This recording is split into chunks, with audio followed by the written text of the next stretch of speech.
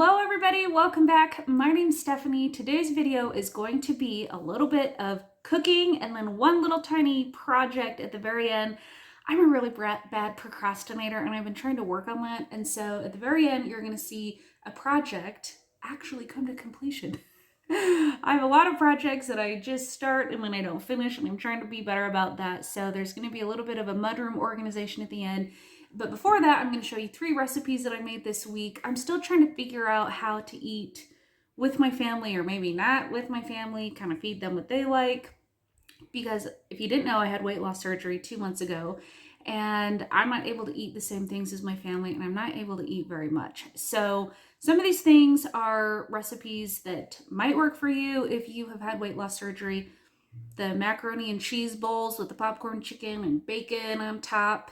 You might just have to eat the bacon and the cheese if you're trying to keep it low carb. But the important thing is that I've made dinner every single week. We're eating at home. I'm getting a lot of my recipes from my email subscription. I paid like $60 for the year, and there are so many recipes to pick from for every single way of eating, whether it's low carb or not low carb, kid friendly, budget friendly, 30 minutes or less, clean eating, vegan. The list goes on and on and on. So that's been helpful for me, because then I don't have to like search for recipes. I just go in for the week. I look at all the different meal plans. I highlight the recipes that look good for me. I print them off. I put them in a binder. And so all of these recipes, except for the chicken tikka masala made in the Crockpot this week, came from my email subscription. And most of the things that I've been cooking have come from that subscription as well. So I highly recommend it. So if you haven't subscribed, go ahead and subscribe before you leave here, and let's get into these recipes. And I hope that they give you some inspiration for when you have to cook dinner next.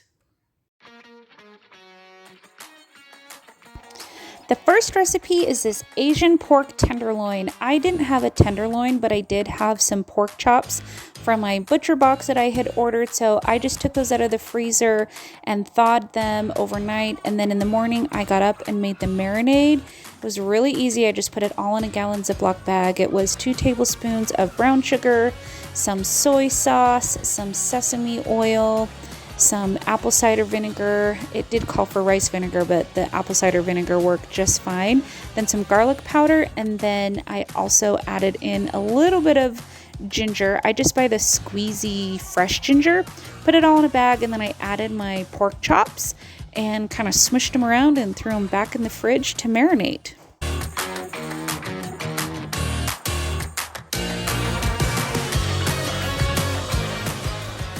I just cooked the pork chops in a cast iron skillet, and then while those were cooking, I made a fried rice, just a boxed fried rice, and then I added some peas and an egg to it to make a fried rice, and the pork chops were super good. They're really flavorful, and then the fried rice, my family said it was good. The mac and cheese bowls. All right, this recipe was such a huge hit. My husband actually said it was one of his favorite things I've ever made, and it just had like this bagged popcorn chicken and then a homemade mac and cheese. So I just boiled an entire box of elbow macaroni, and then I made a roux, which is just like your typical butter with some flour, and then you add, this called for milk. Some recipes call for half and half. And so while that was kind of cooking and thickening, I just cooked the popcorn chicken in the air fryer. And then I added the rest of the ingredients to the macaroni and cheese after that sauce had thickened. It just called for like Dijon mustard and some cheese that I grated. And then I drained the macaroni, put it in the cheese sauce, topped it with some crisp bacon that I had in the fridge, and then you put it in a bowl and added the popcorn chicken. And my husband he loved it. He absolutely loved it. It did look really, really good, but it didn't really fit into my eating plan, so I didn't have any, but I'm so glad that he liked it. All right, this is my very favorite one. This is probably my favorite thing that I've made in a very long time. It called for a pound of chicken and then a ton of spices. It called for paprika and cinnamon and cumin and salt and pepper. And so it looks like I'm super heavy-handed with the spices, but that's what the recipe called for. You're supposed to thaw the chicken and then cut it up and put it in the slow cooker, but I did not have time for that. So I threw it all in the crock pot, cranked it up to high. Oh, I also put some butter on top. I forgot about that. And then when I came back, I just sort of like pulled it apart. And then I added a can of tomato sauce. And then you'll see I add some heavy cream here in a little bit. And then it called for more spices. I'm not even kidding. So you cook the spices in a pan with some butter, and then add a little bit of lemon juice, as you'll see here in just a bit. And then you add that to the slow cooker. So the spices are like on another level. You can add jalapenos. It did have cayenne pepper, and so I thought it was like the perfect amount of spice. I don't think I could have handled it any spicier. But my family honestly thought this was too spicy. So if you don't like the spice, you can just leave out the cayenne pepper. But I thought it was so good. And then at the end, you add Greek yogurt, but I just added sour cream because I was out of Greek yogurt. And then everybody else ate it with rice. And this is probably one of my favorite recipes, and I definitely recommend it and plan to make it again.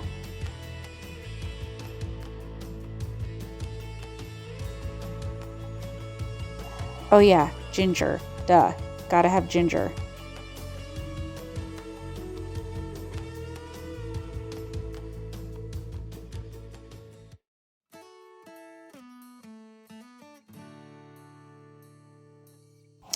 For my bonus mini organization project, I just needed to finish up my mudroom. I bought these labels at the Dollar Tree.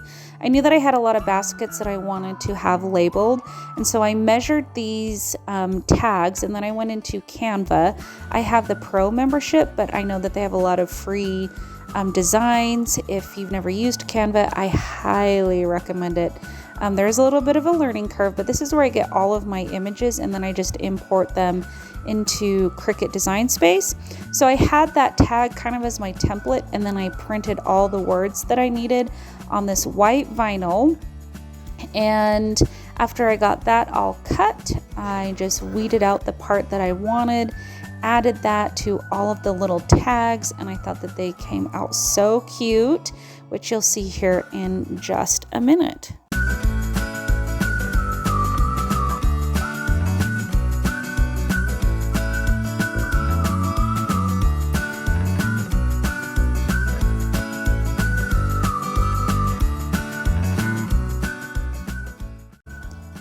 So I made a label for everything, and I added a picture just because I do have little kids that don't know how to read. And this has like literally been life-changing. I feel like my mudroom is no longer the place where there's like 80 pairs of shoes and like cat food spilled over and like mud and 10 coats. It took a lot of work, and it took several days because I was kind of doing it while my kids were sick, but I cleaned everything up, and up there is where we're hiding our Christmas presents, behind all those pillows. So that's what's going on up there. But I have hats and gloves and snow boots and a little basket for shoes for everybody, cowboy boots, rain boots. Here's all of our masks. I just made that using some hooks and a little piece of wood from the Dollar Tree. I got the key hanger at Hobby Lobby. I think it was like $11.99, and I just thought it was so cute. Then I had this wreath that I added to the door, and then I also bought this shoe hanger from Walmart, and it holds 24 pairs of shoes. And honestly, I think we could have used the 48 shoe size one.